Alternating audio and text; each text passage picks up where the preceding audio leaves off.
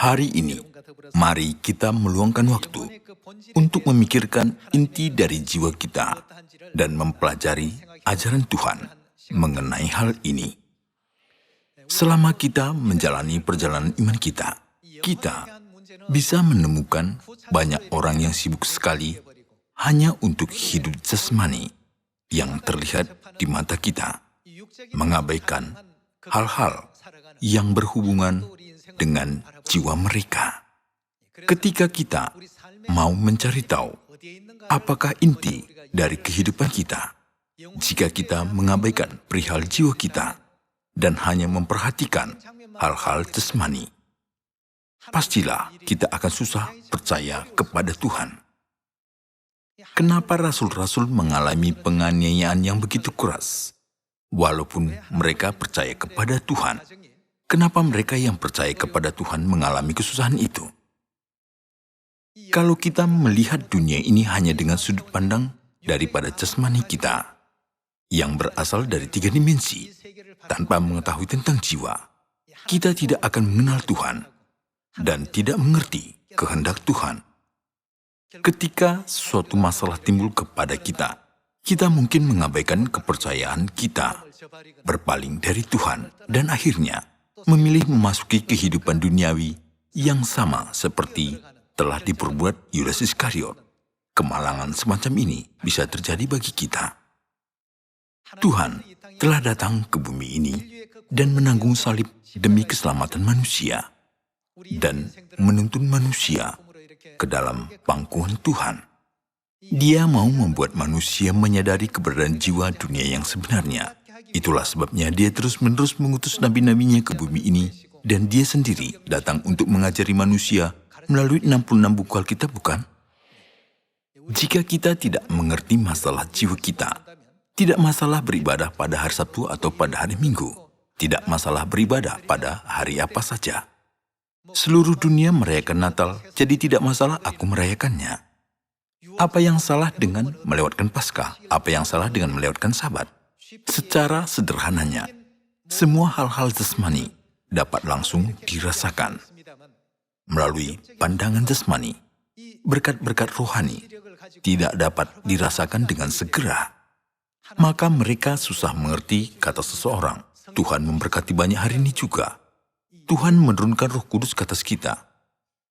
Jadi, hari ini, mari kita belajar tentang jiwa sekali lagi. Mengapa nenek moyang iman kita sudah hidup sambil menderita kelaparan, telanjang, penganiayaan, bahkan 40 kurang 1 pukulan? Itu dikarenakan mereka menyadari dunia rohani yang dinyatakan oleh Tuhan. Perbedaan antara orang yang percaya dan yang tidak percaya adalah begini.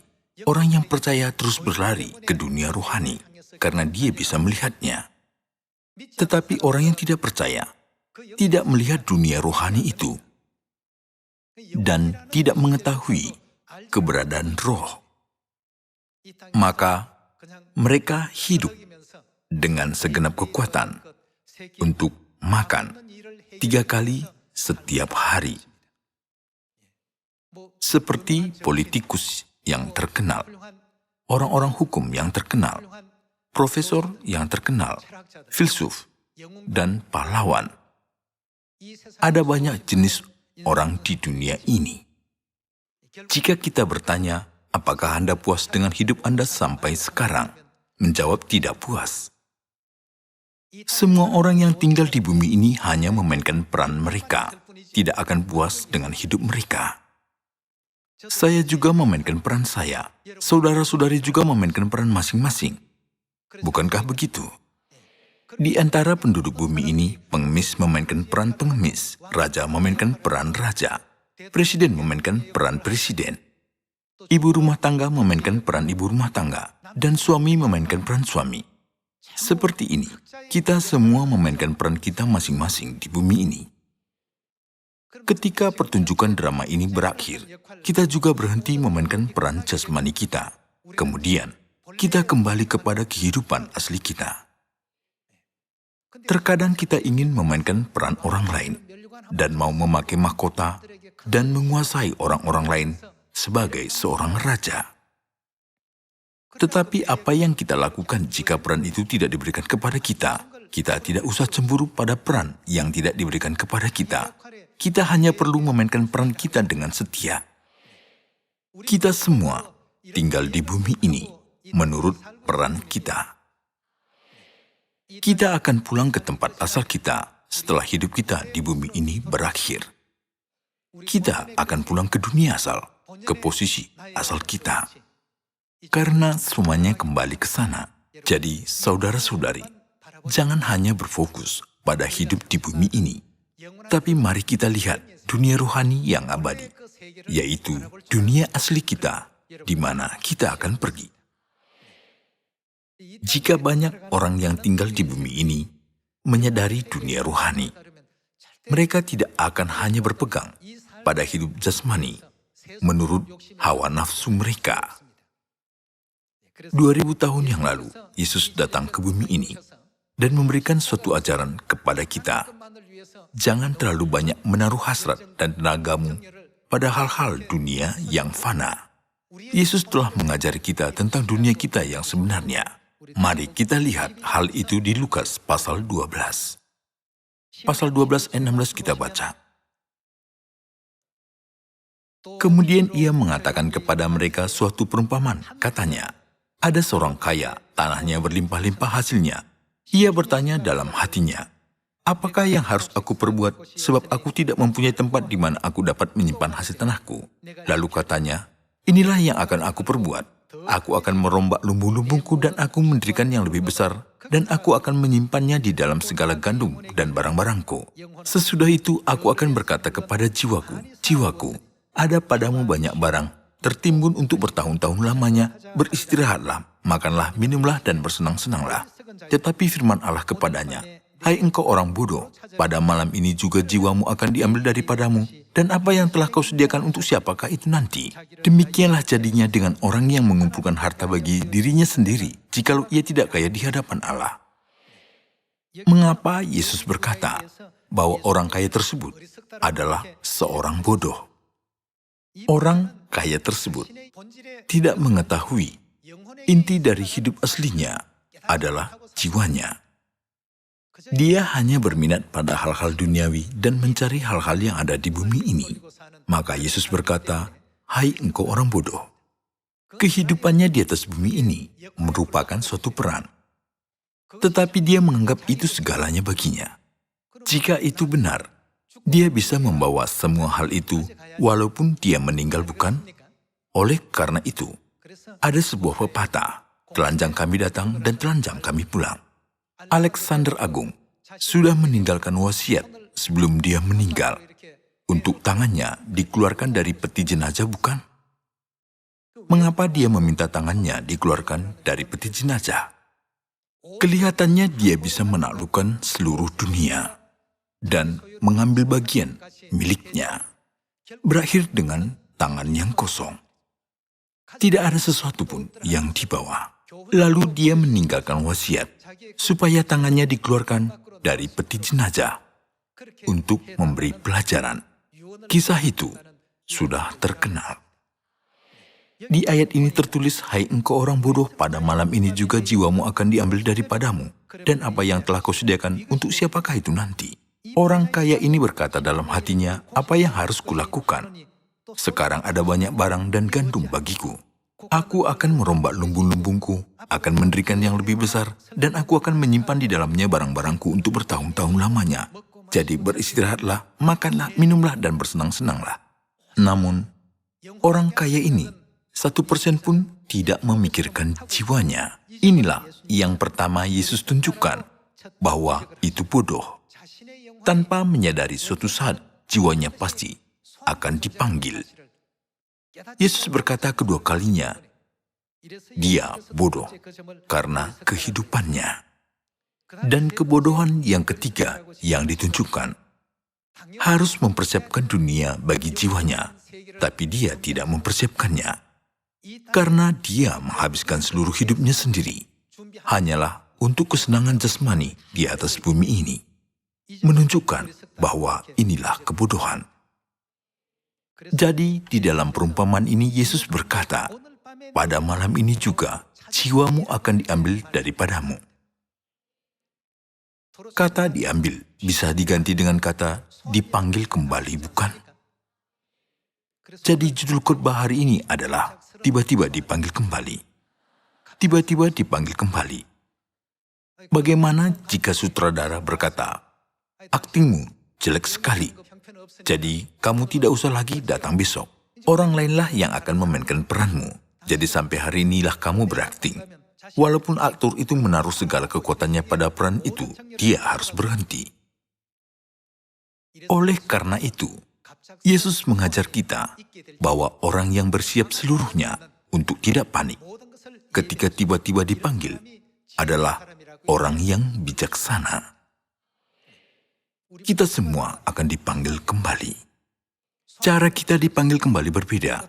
Seseorang akan dipanggil kembali dalam peperangan. Seseorang akan dipanggil kembali oleh penyakit. Dan seseorang lain akan dipanggil kembali oleh kecelakaan. Semua orang yang lahir di dunia ini pasti akan menghadapinya saat ketika Tuhan memanggil kembali mereka.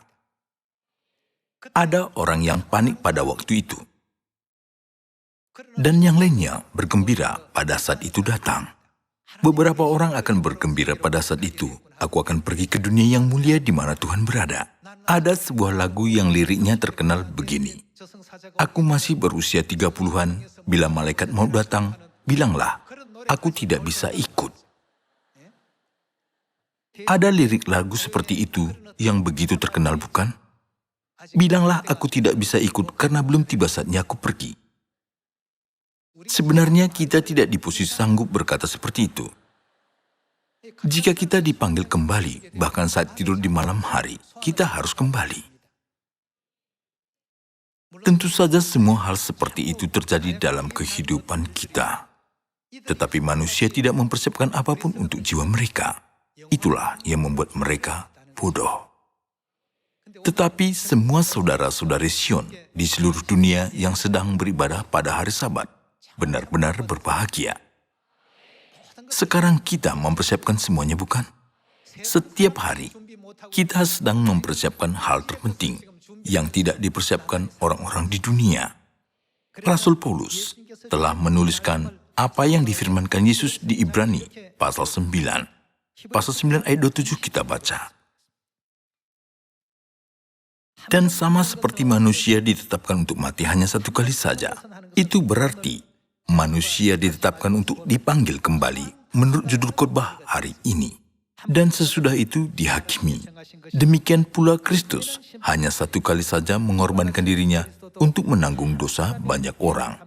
Sesudah itu, ia akan menyatakan dirinya sekali lagi tanpa menanggung dosa untuk menganugerahkan keselamatan kepada mereka yang menantikan dia. Manusia ditetapkan untuk dipanggil kembali. Sesudah itu, dihakimi. Apakah penghukuman untuk pergi ke neraka atau pergi ke surga? Inilah yang tersisa. Oleh karena itu, saya dan saudara-saudari semua menaruh hasrat dan kekuatan kita dan menghabiskan waktu kita untuk bersiap masuk ke kerajaan surga pada saat ini juga. Tentang dunia rohani, apa yang disediakan Tuhan bagi kita sekarang? Dia sedang menyediakan tempat tinggal kita dan warisan kekal dan jabatan kita sebagai imamat yang rajani. Tuhan sedang menunggu kita sekarang. Kembalilah secepatnya ketika peranmu di bumi berakhir. Aku sekarang menyimpan mahkota di surga untukmu yang tidak akan pernah hilang. Kita harus mengingat hal ini, tetapi di antara kita ada yang berpikir, aku tambah tua lagi tahun ini, jadi aku menjadi yang tidak berguna. Saya tidak mengerti kenapa orang itu berpikir seperti itu. Pemikiran itu dimiliki orang-orang duniawi. Kita adalah anak-anak Sion. Alangkah berbahagianya kita saat memikirkan surga yang telah dipersiapkan Tuhan bagi kita, bukan? Semakin tua, semakin dekat kerajaan surga. Bukankah begitu? Bertemu dengan Tuhan segera, alangkah berdebarnya kita, bukan? Jika Tuhan memanggil kita segera kembali, pintu kerajaan surga akan terbuka. Ketika kita melalui pintu masuk itu, beribu-ribu malaikat akan menyambut dan berkata, Kamu sudah berusaha banyak untuk menjaga iman sampai sekarang. Rasul Paulus selalu menanggung pemberitaan Injil sambil membayangkan saat yang mulia itu. Maka penganiayaan dan kesulitan yang sangat keras tidak bisa mempengaruhi iman Rasul Paulus. Saya dan Anda semua juga harus menjalani pekerjaan Injil seperti itu. Orang-orang yang tidak percaya sebenarnya tahu mereka akan dihakimi ketika mereka dipanggil kembali.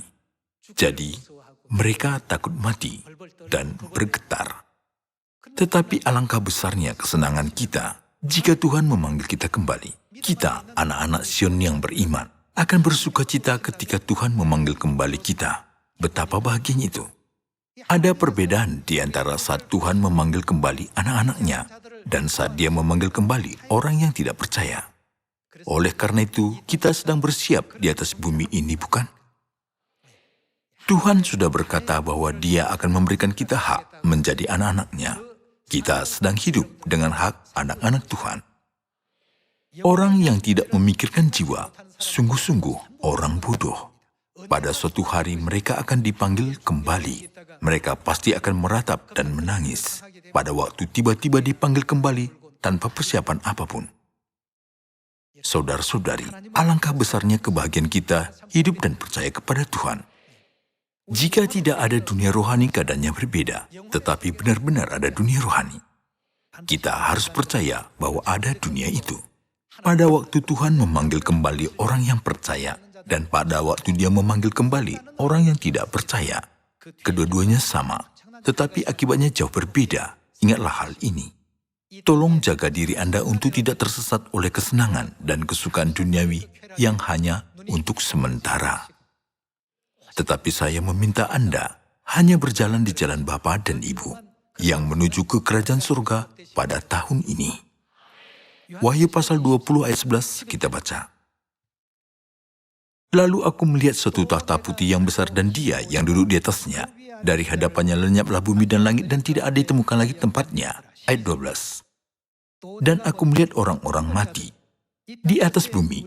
Mereka adalah orang-orang mati, tetapi jiwanya belum mati. Orang-orang mati, besar dan kecil berdiri. Di mana? Berdiri di depan tahta itu. Lalu dibuka semua kitab. Dan dibuka juga sebuah kitab lain, yaitu kitab kehidupan. Dan orang-orang mati dihakimi menurut perbuatan mereka, berdasarkan apa yang ada tertulis di dalam kitab-kitab itu. Dan sama seperti manusia ditetapkan untuk mati hanya satu kali saja, dan sesudah itu apa? Dihakimi. Di ayat ini, roh-roh itu berdiri untuk dihakimi. Makhluk-makhluk yang datang ke bumi untuk berakting sebentar, pulang ke kehidupan yang sebenarnya. Kehidupan kita yang sebenarnya adalah sebagai makhluk surgawi. Ayat 12 kita baca sekali lagi. Dan aku melihat orang-orang mati, besar dan kecil berdiri di depan tahta itu. Lalu dibuka semua kitab, dan dibuka jugalah sebuah kitab lain, yaitu kitab kehidupan. Dan orang-orang mati dihakimi menurut perbuatan mereka, berdasarkan apa yang ada tertulis dalam kitab-kitab itu. Maka laut menyerahkan orang-orang mati yang ada di dalamnya, dan maut dan kerajaan maut menyerahkan orang-orang mati yang ada di dalamnya. Orang mati di sini adalah orang yang tiba-tiba dipanggil kembali. Dan mereka dihakimi masing-masing menurut perbuatannya. Kebanyakan orang hidup secara bodoh di atas bumi ini dan dihakimi menurut perbuatan mereka. Ayat 14. Lalu maut dan kerajaan maut itu dilemparkanlah ke dalam lautan api. Itulah kematian yang kedua, lautan api. Dan setiap orang yang tidak ditemukan namanya tertulis dalam kitab kehidupan itu, ia dilemparkan ke dalam lautan api itu. Jadi tertulisnya nama kita di dalam kitab kehidupan itu benar-benar hal yang luar biasa, bukan? Tuhan telah membuat sebuah peraturan yang bernama baptisan untuk nama kita ditulis di dalam kitab kehidupan, bukan? Bahkan satu jiwa sebelum masuk ke dalam lautan api, kita harus memberitakan dunia rohani kepada sesama manusia, supaya nama mereka juga bisa ditulis di dalam kitab kehidupan. Jika tidak, apa yang akan terjadi bagi mereka? Ditulis setiap orang yang tidak ditemukan namanya tertulis dalam kitab kehidupan itu, ia dilemparkan ke dalam lautan api itu. Tuhan telah menunjukkan kepada Yohanes wahyu ini agar ia memberitahukan kepada semua umat manusia apa yang akan terjadi, bukan? Pada malam ini juga jiwamu akan diambil daripadamu. Dan apa yang telah kau sediakan untuk siapakah itu nanti? Firman Tuhan. Saudara-saudari, kehidupan jasmani di atas bumi ini pun diperlukan. Tetapi, itu pasti salah jika kita mengabaikan dunia rohani untuk menikmati hidup dunia jasmani ini. Jadi, Bapa sudah memberikan suatu ajaran kepada kita. Orang bodoh hanya memikirkan yang sekarang, tetapi orang yang bijaksana memikirkan tentang masa depan. Saya meminta lagi dan lagi untuk Anda semua mencari masa depan dan dunia rohani. Sudah ditulis bahwa setiap orang yang tidak ditemukan namanya tertulis di dalam kitab kehidupan, ia dilemparkan ke dalam lautan api. Hal yang paling penting bagi kelangsungan hidup kehidupan manusia di Ibrani pasal 9 ayat 27. Kristus juga hanya satu kali saja mengorbankan dirinya untuk menanggung dosa banyak orang. Sesudah itu, ia akan menyatakan dirinya sekali lagi untuk menganugerahkan keselamatan kepada mereka yang menantikan dia, bukan? Jika begitu, siapakah mereka yang menantikan dia? Mereka yang menunggu dia. Telur ayam tidak bisa menetas sendiri, dan anak ayam tidak bisa sendiri keluar dari telur itu. Anak ayam tidak bisa melakukannya sendiri. Maka anak ayam memberikan isyarat kepada induknya ketika tiba saat untuk keluar dari telur. Bu, aku siap keluar sekarang, dan mengetok kulit telur. Lalu induknya mendengar dan mematuk telurnya untuk membuat lubang. Kita harus memiliki sejarah yang menyatukan dan yang menyelaraskan di dalam dan di luar secara bersamaan. Menurut Ibrani pasal 9, kita tidak bisa mencapai keselamatan jika Kristus tidak datang ke bumi ini. Oleh karena itu, ada tertulis di dalam Alkitab bahwa dia akan menyatakan dirinya sekali lagi untuk menganugerahkan keselamatan kepada mereka yang menantikan dia. Firman yang sama di Yesaya pasal 25 ayat 9. Inilah Allah kita yang kita nanti-nantikan, supaya kita diselamatkan. Jika dia tidak datang, kita semua manusia tidak bisa mencari jalan itu dengan cara kita. Karena tidak ada cara baik untuk kita bersiap waktu kita tiba-tiba dipanggil kembali. Tuhan akan datang ke bumi ini pada hari-hari yang terakhir, dan dia sendiri mengajar kita. Mari kita baca Mika pasal 4, ayat 1 kita baca. Akan terjadi pada hari-hari yang terakhir. Gunung rumah Tuhan akan berdiri tegak, mengatasi gunung-gunung dan menjulang tinggi di atas bukit-bukit. Bangsa-bangsa akan berduyun-duyun ke sana. Dan banyak suku bangsa akan pergi serta berkata, mari kita naik ke gunung Tuhan, ke rumah Allah Yakub, supaya ia melakukan apa? Ia mengajar kita tentang jalan-jalannya, dan supaya apa? Supaya kita berjalan menempuhnya. Kita tidak mempunyai cara yang baik untuk mengatasi panggilan kembali tiba-tiba. Itulah sebabnya Kristus telah berjanji untuk datang ke bumi ini dan mengajarkan kita segala jalannya demi keselamatan kita yang menantikannya. Dia telah mengajarkan kita tentang keberadaan Ibu Surgawi, tentang Paskah dan Hari Sabat, dan tentang keselamatan hidup yang kekal. Supaya kita akan memakai mahkota yang mulia sebagai imamat yang rajani di surga. Ia mengajar kita tentang jalan-jalannya dan supaya kita berjalan menempuhnya. Sebab dari manakah akan keluar pengajaran? Dari Sion akan keluar pengajaran dan firman Tuhan dari Yerusalem. Sebelum pemanggilan tiba-tiba, semua kehidupan manusia terjadi. Dia datang ke bumi ini dan mengajar kita tentang jalan-jalannya untuk kita bersiap dan menyambut dunia rohani dengan bijak. Saudara-saudari, benar-benar ada dunia rohani. Kebanyakan 7,7 miliar orang di dunia ini tidak begitu berminat pada persoalan tentang roh. Bahkan orang-orang yang pergi ke gereja dan mengaku percaya kepada Tuhan pun lebih mementingkan hal-hal duniawi daripada hal-hal rohani. Maka Tuhan berkata, jangan menambahkan atau mengurangkan apapun dari ini. Inilah cara kamu untuk bersiap waktu kamu tiba-tiba dipanggil kembali. Bukankah Tuhan sudah mengajarkan kita cara ini melalui 66 buku Alkitab ini? Dan apa yang Dia katakan pada akhir dari Alkitab? Di Wahyu pasal 22 ayat 18 dikatakan, jangan menambahkan atau mengurangkan sesuatu pada firman Alkitab ini. Mari kita pikirkan semua hal ini sekali lagi hari ini.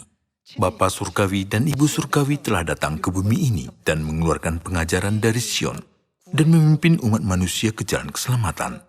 Kita semua sudah bertemu dengan Bapa dan Ibu Surgawi. Maka kita harus bersyukur dan memanjatkan kemuliaan dan pujian kepada Bapa dan Ibu. Mari kita baca 2 Timotius pasal 4 ayat 2. Beritakanlah firman, siap sedialah baik atau tidak baik waktunya. Nyatakanlah apa yang salah, tegurlah dan nasihatilah dengan segala kesabaran dan pengajaran. Kita harus memberitahukan apa yang telah diajarkan Tuhan, harus mengajarkannya. Karena orang tidak tahu akan hal ini, mereka keliru berpikir. Dunia yang terlihat ini adalah dunia nyata. Apakah dunia yang nyata bagi kita? Itu adalah dunia rohani. Tuhan ingin kita terus mengajar dan memberitakan ini. Ayat 2 kita baca. Beritakanlah firman, siap sedialah baik atau tidak baik waktunya. Nyatakanlah apa yang salah, tegurlah dan nasihatilah dengan segala kesabaran dan pengajaran. Karena akan datang waktunya, orang tidak dapat lagi menerima ajaran sehat, tetapi mereka akan mengumpulkan guru-guru menurut kehendaknya untuk memuaskan keinginan telinganya. Mereka akan memalingkan telinganya dari kebenaran dan membukanya bagi dongeng. Tetapi kuasalah dirimu dalam segala hal, sabarlah menderita, lakukanlah pekerjaan pemberita Injil, dan tunaikanlah tugas pelayanmu. Mengenai diriku, darahku sudah mulai dicurahkan sebagai persembahan, dan saat kematianku sudah dekat. Aku telah mengakhiri pertandingan yang baik, aku telah mencapai garis akhir, dan aku telah memelihara iman. Sekarang telah tersedia bagiku apa? Mahkota kebenaran. Tuhan sekarang menyimpan mahkota untuk anak-anak Sion. Rasul Paulus sangat menantikan untuk mahkota kebenaran yang Tuhan sediakan untuknya. Dia berharap saya mau cepat memakai mahkota kebenaran. Namun, Tuhan meninggalkannya di bumi untuk menjalankan misinya, mengatakan, kamu masih punya misi, kamu masih punya waktu sampai kamu dipanggil kembali. Meskipun ia kedinginan dan kelaparan, dan menderita kesulitan dan penganiayaan, ia bisa mendapatkan kekuatan dengan memikirkan dunia abadi yang sedang Tuhan persiapkan. Dia menantikan mahkota dari dunia abadi dan memikirkan Tuhan yang memiliki mahkota untuknya. Aku sekarang menunggu untuk memahkotaimu ketika kamu datang. Dengan harapan itu menjalankannya dengan tekun. Saudara-saudari, percaya pada Tuhan tidaklah hanya pergi ke gereja pada hari Sabat. Walaupun terkadang kita miskin dan menghadapi berbagai kesulitan dan cobaan, fakta bahwa kita memiliki kerajaan surga memberi penghiburan, bukan? Injil yang kita beritakan adalah sama dengan membagikan tiket kebahagiaan. Saya harap itu akan menjadi pekerjaan kita bersama untuk berbagi kebahagiaan. Mari kita berpikir, Tuhan menyediakan mahkota untukku, seberapa hebatkah mahkota itu? Bagaimana perasaanku ketika Bapa memakaikan mahkota padaku? Memikirkan hal ini, mari kita tempuh jalan iman sampai akhir. Marilah kita menjadi anak-anak Sion yang menerima kasih yang besar dari Tuhan. Dengan ini, saya mengakhiri khotbah hari ini. Terima kasih.